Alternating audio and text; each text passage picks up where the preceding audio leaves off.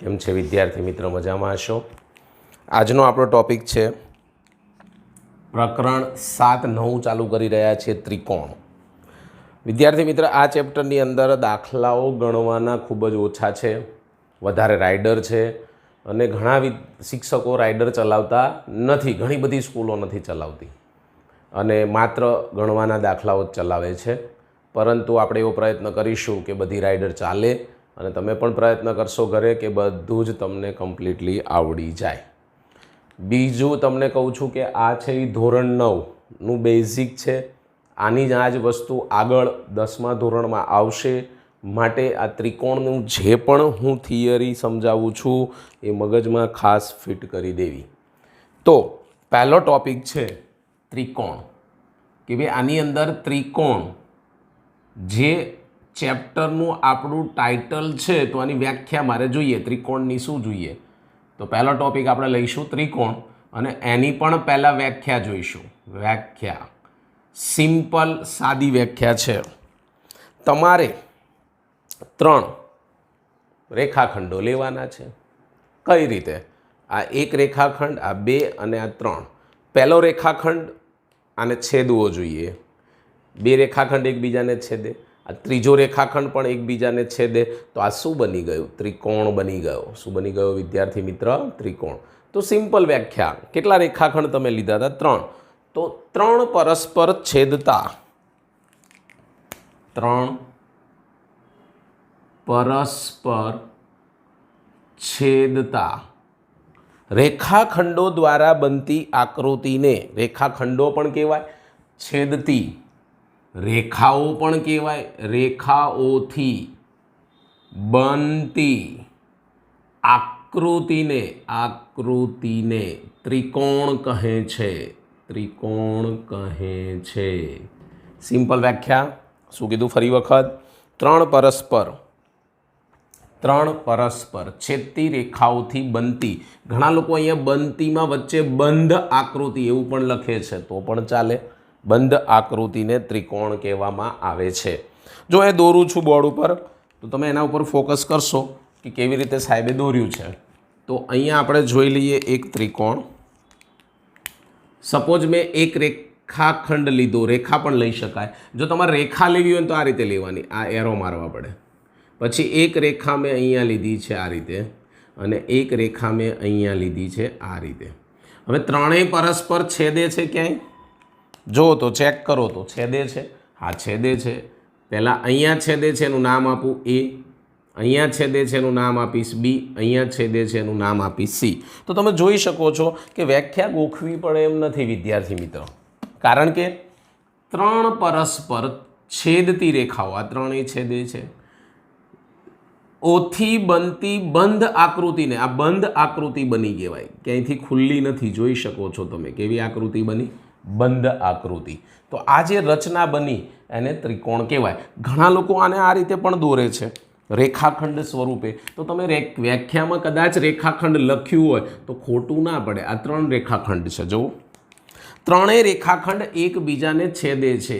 A, B અને C આગળ. એટલે આ દોરો કે આ દોરો, ગમે તે તમે દોરી શકો છો. અને આ પણ બંધ આકૃતિ જ બનાવે છે, તમે જોઈ શકો છો.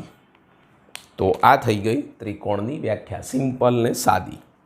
હવે હું તમને એમ કહું કે ત્રિકોણને બાજુઓ કેટલી? બાજુઓ. આ જે ત્રિકોણ છે એને બાજુઓ કેટલી? તો કે ભાઈ આ ત્રિકોણને 3 બાજુઓ થાય. કઈ કઈ? AB 3 બાજુઓ. કેટલી બાજુઓ મળે? 3 બાજુઓ. સર કઈ કઈ 3 બાજુઓ થશે? તો બાજુઓ મારે લખવી હોય તો અહીંયાથી લખું કે અહીંથી લખું? બે સેમ જ છે. એટલે રેખાખંડ AB, BC અને CA.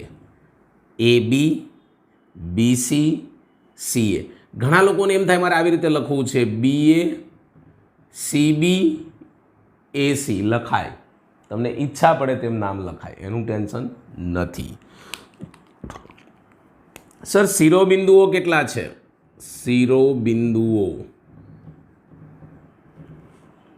શિરોબિંદુઓ આના ટોટલ છે 3. શિરોબિંદુઓ પણ કેટલા છે? 3 શિરોબિંદુઓ. ત્રણ શિરોબિંદુ આમાં પણ બનશે. કયા કયા?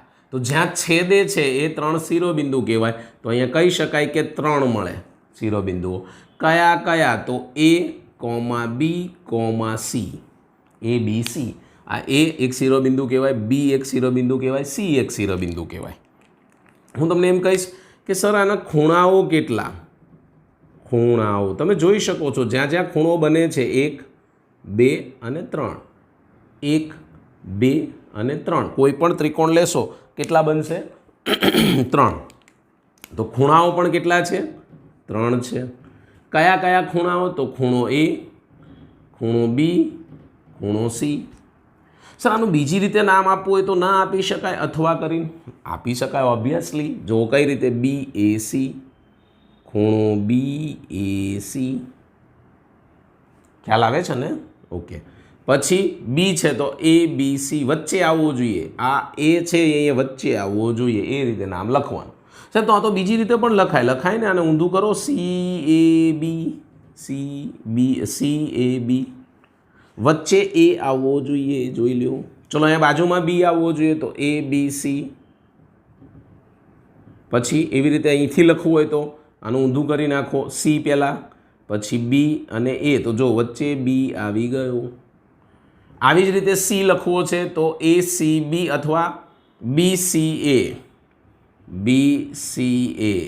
અહીંયા ACB આવશે. ACB વચ્ચે બધી C આવે છે. તો આ થઈ ગયા 3 ખૂણાઓ. આ થઈ ગઈ 3 બાજુઓ, શિરોબિંદુ. તો હંમેશા યાદ રાખો આને ત્રિકોણના અંગો તરીકે ઓળખવામાં આવે છે. શેના તરીકે ઓળખવામાં આવે છે? અંગો. તમને પૂછે કે ત્રિકોણના અંગો કયા કયા? તો બાજુઓ, શિરોબિંદુ, ખૂણાઓ. બાજુઓ, શિરોબિંદુ અને ખૂણાઓ. સર મારે આને સંકેતમાં લખવું છે. આ ત્રિકોણ મારે સંકેતમાં લખવો છે. ત્રિકોણને સંકેતમાં લખવું હોય તો ત્રિકોણ દોરવામાં આવે છે આગળ. અને આનું જે નામ આપવું એ આપી શકાય. ABC, ABC. ઘણા લોકોને અહીંથી નામ આપવું હોય ACB. કંઈ પણ નામ આપી શકો છો. એનું તમારે કોઈ અહીંયા ટેન્શન લઈ શકાતું નથી. પણ બને ત્યાં સુધી ઉપરથી આ રીતે અપાય ABC અથવા ACB. પણ વધારે લોકો આમ જ નામ આપે છે. એટલે ABC વધારે પસંદ કરે છે આપવાનું. ત્રિકોણ આગળ દોરી દેવાનો નાનો અમથો અને પાછળ તમે એનું નામ લખશો. એટલે એને કહેવાય શું કહેવાય? એને શું કહેવાય સાહેબ? એને કહેવાય ત્રિકોણ ABC. તો આ મેં તમને ત્રિકોણની સમજૂતી આપી. ત્રિકોણ આ રીતે હોય. ત્રિકોણના ઘણા બધા પ્રકાર છે. સમબાજુ ત્રિકોણ, સમદ્વિબાજુ ત્રિકોણ, બરાબર, વિષમબાજુ ત્રિકોણ. ઘણા બધા પ્રકાર છે પણ એમાં અત્યારે આપણે પડવાનું નથી. આપણી પાસે જેટલું માગ્યું છે એટલું જ સમજીશું. નેક્સ્ટ ટોપિક છે એના પછીનો એકરૂપ આકૃતિઓ. એકરૂપ આકૃતિઓ. એકરૂપ આકૃતિઓ વિશે નોંધ લખીશું, સમજીશું. આપણે લખવાનું તો નથી પણ તૈયાર તમારે કરવાનું છે. એકરૂપ કે જે ત્રિકોણની જો વાત કરતા હોય તો એકરૂપ ત્રિકોણ તમે કહી શકો છો. તો બધી જ રીતે સમાન હોય. આનું ખાસ યાદ રાખવાનું કે જે બે આકૃતિઓ એકરૂપ હોય, બધી જ રીતે સમાન હોય, બધી રીતે સમાન હોય, બધી જ રીતે સમાન હોય, બધી રીતે એટલે બધી બાજુથી સમાન થતા હોય. પછી હું કહી શકું છું કે જેમના માપ પણ સમાન હોય, જેમના માપ, આકાર, જેમના માપ અને આકાર કેવા હોય? સમાન હોય. તેવી બે આકૃતિઓને, આકાર બંને સરખા હોય તેવી આકૃતિઓને એકરૂપ આકૃતિઓ કહેવામાં આવે છે. વ્યાખ્યા થઈ ગઈ ભાઈ. કે જે બે આકૃતિઓ એકરૂપ હોય, બધી જ રીતે સમાન હોય, જેમના માપ અને આકાર સમાન હોય તો આવી આકૃતિને એકરૂપ આકૃતિઓ કહેવામાં આવે છે. સાહેબ આના ઉદાહરણ લેવા છે તો આપણે ઉદાહરણ તરફ આગળ વધીશું કે ભાઈ આના ઉદાહરણ કયા કયા થશે. ઉદાહરણમાં હું તમને દોરીને પણ સમજાવી દઈ શકું છું પણ અહીંયા એમ કહી શકું કે બે સમાન ત્રિજ્યાવાળા વર્તુળો, બે સમાન ત્રિજ્યાવાળા વર્તુળો, બધી જ બાજુ સમાન હોય તેવા બે ત્રિકોણો સમાન બાજુવાળા બે ચોરસ આ બધી આકૃતિઓને તમે શું કહી શકો છો? શું કહી શકાય? હંમેશા કેવી હોય? આ બધી જ આકૃતિઓ, આજે મેં સમજાયું એ બધી જ આકૃતિઓ કેવી હોય? હંમેશા એકરૂપ આકૃતિઓ જ બને. ફોર એક્ઝામ્પલ, મારી પાસે એક ચોરસ છે, સમજી લો. બે ચોરસ છે. એક શું કામ? મેં આનું માપ 2 સેન્ટીમીટર હોય બધી બાજુનું, અને આનું પણ બધી બાજુનું 2 સેન્ટીમીટર હોય, તો આ બે આકૃતિઓ એકરૂપ છે તેમ કહેવાય. ઇન શોર્ટ, તમે એવું કહી શકો કે સરખા માપવાળી આકૃતિઓ. ઘણી બધી આપણે વસ્તુઓમાં આ વાત કરી શકીએ છીએ. ઘણી બધી વસ્તુઓ હોય એવી કે જે સમાન હોય. વર્તુળ, ધારો કે બે વર્તુળ લઈ લો આપણે અહીંયા, કે આ વર્તુળની ત્રિજ્યા 3 સેન્ટીમીટર છે અને આ વર્તુળની ત્રિજ્યા 3 સેન્ટીમીટર છે, તો આ એકરૂપ આકૃતિ કહેવાય. ત્રિકોણ, ધારો કે મારી પાસે આ રીતનો એક ત્રિકોણ છે. ત્રિકોણમાં આ બાજુ 2 છે, આ 3 છે અને આ 4 છે, તો અહીંયા 2, 3 અને 4 બે સરખી હોવી જોઈએ. બસ. હા, ક્રમ આડો હવળો આપે, કદાચ 2 અહીંયા આપે, 3 અહીંયા આપે, 4 અહીંયા આપે, તો પણ એકરૂપ આકૃતિઓ કહેવાય. આ મગજમાં એક ફિટ કરી રાખવાનું છે કે આને એકરૂપ આકૃતિઓ કોને કહેવાય. હવે મારે ત્રિકોણની સંગતતા વિશે અભ્યાસ કરવો છે. શેના વિશે તમને અભ્યાસ કરાવવો છે? ત્રિકોણની સંગતતા. ખાસ સંગતતા સમજવાની છે કે શું કહેવા માગે છે, તો આપણે એના તરફ આગળ અભ્યાસ કરીશું. ચાલો સમજી લઈએ. ત્રિકોણની સંગતતા. ત્રિકોણની સંગતતા. ત્રિકોણની સંગતતામાં શું આવશે? તો આની અંદર બે ત્રિકોણ આપણે લઈશું. કયા કયા ત્રિકોણ? નામ આપી દઈએ, દોરી પણ દઈએ દોરવા હોય તો. અને બે ત્રિકોણ આપણે અહીંયા દોરી દઈએ એટલે સમજી લેવાનું છે કે આ બે ત્રિકોણ. નામ આપી દઈએ કે એક્સ, પહેલાં આપીએ ABC, અને પછી હું અહીંયા નામ આપીશ એક્સ, વાય અને ઝેડ. કેટલા અંગો થાય બંનેના થઈને ટોટલ? આ ત્રિકોણ ABC અને ત્રિકોણ XYZ ના બંનેના થઈને કુલ અંગો કેટલા થાય? એક ત્રિકોણમાં અંગો કેટલા હોય? 3. કઈ રીતે સાહેબ? 3 શિરોબિંદુ હોય તો એ 3 અંગો, 3 બાજુ હોય એ 3 અંગો, 3 ખૂણા હોય એ 3 અંગો. તો એવી રીતે બધા 3 અંગો હોય તો એમ કહી શકાય કે આ બેની વચ્ચે 6 ટોટલ, આના 3 અને આના 3, 3 ને 3 6 થઈ જાય. તો એક સંગતતા હોય. 6 એક સંગતતા હોઈ શકે. એટલે તમને કોઈ પૂછે કે બે ત્રિકોણ વચ્ચે ટોટલ સંગતતા કેટલી, શું કહેવાનું? 6. આ ટૂંકો પ્રશ્ન પૂછી શકે કે બે ત્રિકોણ વચ્ચે ટોટલ સંગતતા કેટલી? તો કે ભાઈ 6. કઈ રીતે? તો હું એ કહી શકું કે ABC લખીશ તો આ જે સિમ્બોલ છે એને સંગતતાનો સિમ્બોલ કહે છે. તો હું પહેલું તો XYZ લખી શકું. પહેલું શું લખી શકું? XYZ. એટલે એક સંગતતા થઈ ગઈ કે ABC સંગત XYZ. હવે તમારે મૂલ્ય ખાલી બદલવાના છે. કયા? ABC એમનેમ રહેવા દો. તમે Xથી ચાલુ કર્યું એની બદલે Yથી ચાલુ કરો. YZX. એ જ રીતે ABC એમનેમ રહેવા દો તો ZXY. તો ટોટલ સંગતતા કેટલી થઈ? YZX XY. ટોટલ કેટલી થઈ? 3. હજી પણ મળશે. ABC સંગતતા માટે હવે રાઉન્ડ ફેરવો, આમ ફેરવો તો XZY. ABC સંગતતા માટે ZYX. એટલે પહેલાં અહીંથી મેં આમ ચાલુ કર્યું, હવે અહીંથી આમ ચાલુ કર્યું. ABC સંગતતા માટે લાસ્ટ છે Y. તમે પહેલાં Xથી ચાલુ કર્યું, પછી Zથી, પણ આમ ચક્ર સમઘડી. પેલું આ બધા 3 છે એ વિષમઘડીવાળા હતા, આ 3 છે એ સમઘડીવાળા. એટલે અહીં લખી શકાય YXZ. જુઓ ક્યાંય સરખા નહીં આવે સામેની સાઈડ. બધા જ અલગ અલગ આવશે. માટે આ ત્રિકોણની સંગતતા આ રીતે મળી શકે છે. 6 સંગતતા મળે, યાદ રાખવાનું. પૂછાય તો સંગતતા આ રીતે જ લખવાની, ગોખવાની નથી. ABC બધી લખી નાખવાના. એક્સ વાય ઝેડ, પછી Y Z X, Z X Y, પછી આમ ચાલવાનું X Z Y, Z Y X, Y X Z. આને સંગતતા કહેવામાં આવે છે. હું એમ કહું કે શિરોબિંદુ વચ્ચે સંગતતા, શિરોબિંદુઓ વચ્ચે સંગતતા.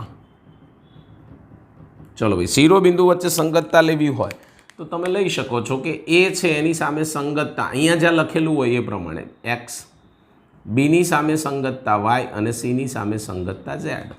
Simple logic. તો એમાં 3 જ મળે. કેટલી મળે? 3. આવી જ રીતે તમે બાજુઓની લઈ લો સંગતતા. કોની? બાજુઓ. તો બાજુઓમાં હું એમ કહું કે એ બી, તો એની સામે સંગત શું થશે? બાજુની સામે એક્સ વાય. બીસી, બીસી હોય તો તમારે આમ જ લખવું પડે વાય ઝેડ, પણ ઝેડ વાય લખો તો ના ચાલે. પછી એવી જ રીતે સીએ, તો ત્યાં ઝેડ એક્સ લખવું પડે. તો બાજુઓ માટે પણ 3 સંગતતાઓ મળે છે. અંગો તો એના હાથા, શિરોબિંદુ, બાજુઓ અને ખૂણાઓ. તો અહીંયા બાજુમાં આપણે ખૂણાઓ માટે પણ લઈ શકીએ છીએ. તો ખૂણાઓ માટે લખવું હોય તો એ ખૂણો એ એની સામે શું આવે છે? એક્સ. ગમે તે લેવાય પણ મેં એક્સ લીધો છે. પછી ખૂણો બી એની સામે સંગતતામાં વાય, ખૂણો સી એની સામે સંગતતામાં ઝેડ. તો આ થઈ ગઈ સંગતતા. હવે કહે છે ત્રિકોણની એકરૂપતા કોને કહેવાય?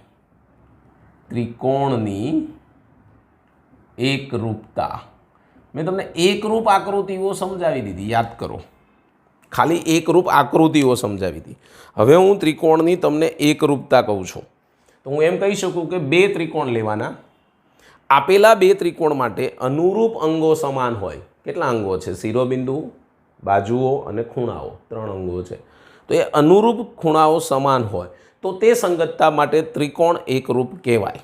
જેમ કે હું કહી શકું પહેલાં આના ઉપરથી કે ખૂણો એ બરાબર ખૂણો એક્સ, ખૂણો બી બરાબર ખૂણો વાય, ખૂણો સી બરાબર ખૂણો ઝેડ. શું લીધું? ખૂણાની સંગતતા. આ જ રીતે તમે લઈ લો બાજુઓની સંગતતા લઈ લો. બાજુઓની સંગતતા કઈ થશે?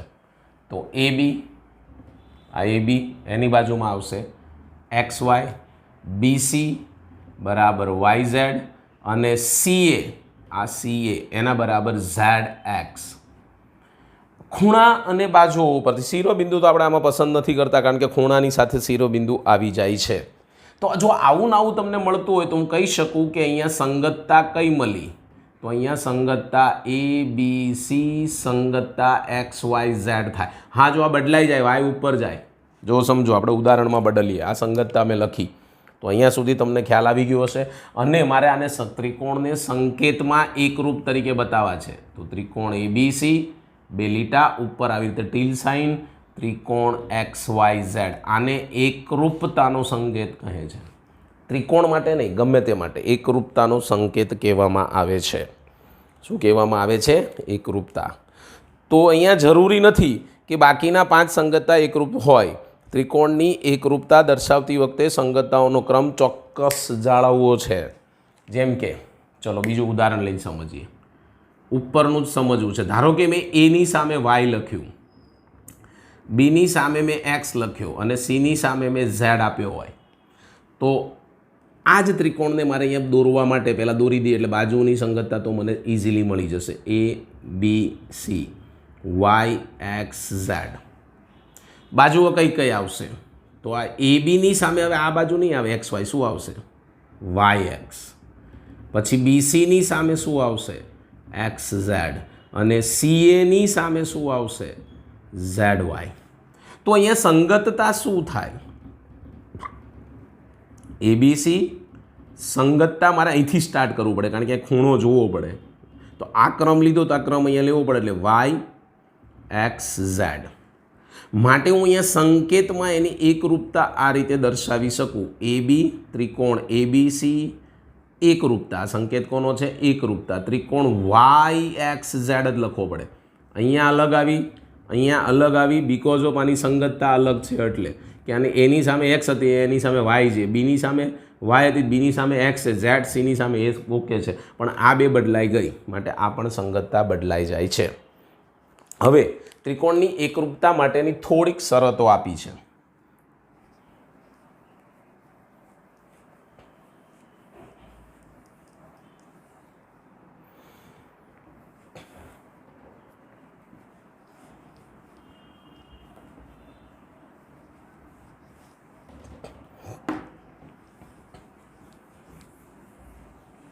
ચાલો, શું કહે છે? ત્રિકોણની એકરૂપતાની શરતો.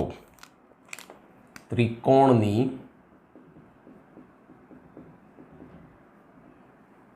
એકરૂપતા માટેની શરતો. એકરૂપતા માટેની શરતો આપેલી છે. એમાં તમને કહે છે પૂર્વધારણા. પૂર્વધારણા 7.1. કઈ છે પૂર્વધારણા? 7.1. એમાં એમ કહે છે કે બાખુબા શરત. આ શરતને પૂર્ણધારણા એકને એકરૂપતાનો બાખુબાનો નિયમ એવું પણ કહેવાય. શું કહેવાય? એકરૂપતાનો બાખુબાનો નિયમ. શું કહે છે આ પૂર્ણધારણા? બા એટલે બાજુ, ખૂ એટલે ખૂણો, પાછું બા એટલે બાજુ. તો એમ કહે છે કે બે ત્રિકોણ એવા પસંદ કરો. ધારો કે તમે અહીંયા બે ત્રિકોણો પસંદ કરેલા છે. બે ત્રિકોણ એવા પસંદ કરો કે જેમની બાજુઓ, બે બાજુઓ એકરૂપ હોય અને અંતર્ગત, આ એની વચ્ચે છે, અંદર આવે છે, બેની વચ્ચે આવે છે, એટલે એને અંતર્ગત ખૂણો કહેવાય. આ ખૂણાને આપણે અંતઃગત એવું કંઈક કહેવામાં આવે છે. હું જરા ચેક કરી લો. હા, અંતર્ગત, બરાબર, અંતર્ગત ખૂણો. નામ આપી દઈશું A B C. અહીંયા લખીશ X Y Z.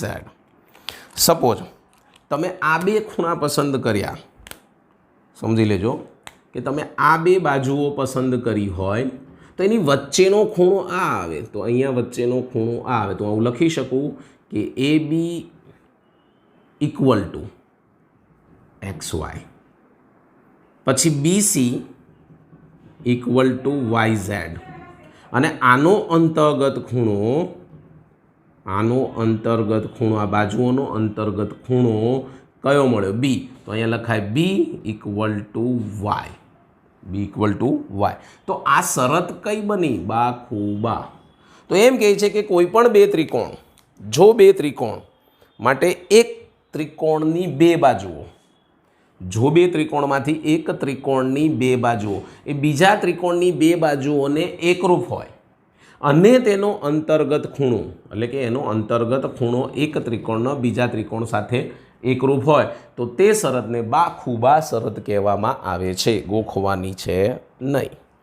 ફરી વખત, જો બે ત્રિકોણમાંથી એક ત્રિકોણની બાજુ એ બીજા ત્રિકોણની એક બાજુ અને બીજી બાજુ, આ એક બાજુ, આ બીજી બાજુ, એક બાજુ બીજી બાજુ એકરૂપ હોય તો તેમના અંતર્ગત ખૂણાઓ પણ એકરૂપ હોય છે. આવી શરતને બાખુબા શરત કહેવામાં આવે છે. આના ઉપરથી તમને અહીંયા આપ્યો છે પ્રમેય નંબર 7.1. આ પૂર્વધારણા હતી. હવે પ્રમેય કહે છે, આ પ્રમેય ખૂબાખૂબ છે. શું છે? ખૂબાખૂબ. હવે તમને આવડી ગયું છે પૂરું નામ શું થાય આનું. આનું મારે પૂરું નામ લખવું હોય તો શું થાય? તો આને કહેવાય ખૂણો, આને કહેવાય બાજુ, આને કહેવાય ખૂણો. આ બાજુ અંતર્ગત થઈ ગઈ. હવે યાદ રાખો, અહીંયા ખૂણો અંતર્ગત હતો, અહીંયા બાજુ અંતર્ગત થઈ. તો આ જ આકૃતિ પ્રમાણે હું લઉં તો બે ખૂણા પસંદ કરું કે ભાઈ અહીંયા આપણે ત્રિકોણ બે દોરી દઈએ પાછા, તો એમાં બે ખૂણાઓ પહેલાં પસંદ કરવાના. તો A B C X Y Z. ધારો કે આ ખૂણો પસંદ કર્યો તો અહીંયા આ જ આવશે એકરૂપ. આ ખૂણો પસંદ કર્યો તો આ જ આવશે. તો બાજુ આ જ થવી જોઈએ એમ કહે છે. તો લખીશું અહીંયા ખૂણો A ઇક્વલ ટુ ખૂણો X, ખૂણો B ઇક્વલ ટુ ખૂણો Y. આનો અંતર્ગત બાજુ શું થશે? તો AB બરાબર XY. AB બરાબર XY. તો આને ખૂબ આખું શરત કહેવામાં આવે છે. શું લખશો?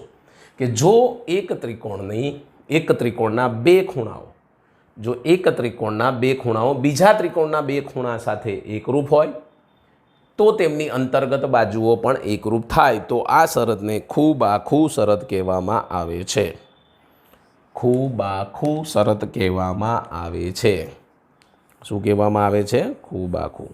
ત્રિકોણના 3 અંગો હોય તમને ખબર છે, એમાંથી ઓછામાં ઓછો એક બાજુ હોય તો બે ત્રિકોણ એકરૂપ સાબિત થાય. ભાઈ 3 અંગો એટલે કે ખૂણાઓ એકરૂપ હોય તો પણ એકરૂપતા સાબિત થાય, બાજુઓ એકરૂપ હોય તો પણ એકરૂપતા સાબિત થાય, અને શિરોબિંદુ એકરૂપ હોય તો પણ ખૂણાઓ એકરૂપ સાબિત થાય. આ કન્સેપ્ટને આ લોકોએ એવું કીધું છે એકરૂપ ત્રિકોણના અનુરૂપ અંગો.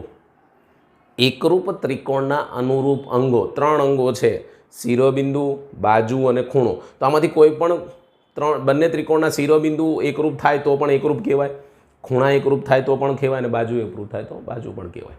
તો આ ખાસ નોંધ લેવી. તો અહીંયા સુધીની આપણે થિયરી કમ્પ્લીટ થાય છે. આના પછી આપણે 7.1ના ઉદાહરણ, 7.1 પહેલાં આવતા ઉદાહરણ છે, પછી 7.1 ઉપર જઈશું. ભલે રાઇડર રહી છતાં પણ હું તમને ચલાવીશ જેથી કરીને તમને આગળ કામમાં આવશે. ઓકે, તો રાઇડર ખાસ સમજવાની છે વિદ્યાર્થી મિત્રો. આ પહેલાં સમજી લો, આ લખીને તૈયાર કરી નાખવાનું, પછી આના પછીનો વિડીયો જોવાનો. ઓકે, તો આના પછીના નેક્સ્ટ વિડીયોમાં આપણે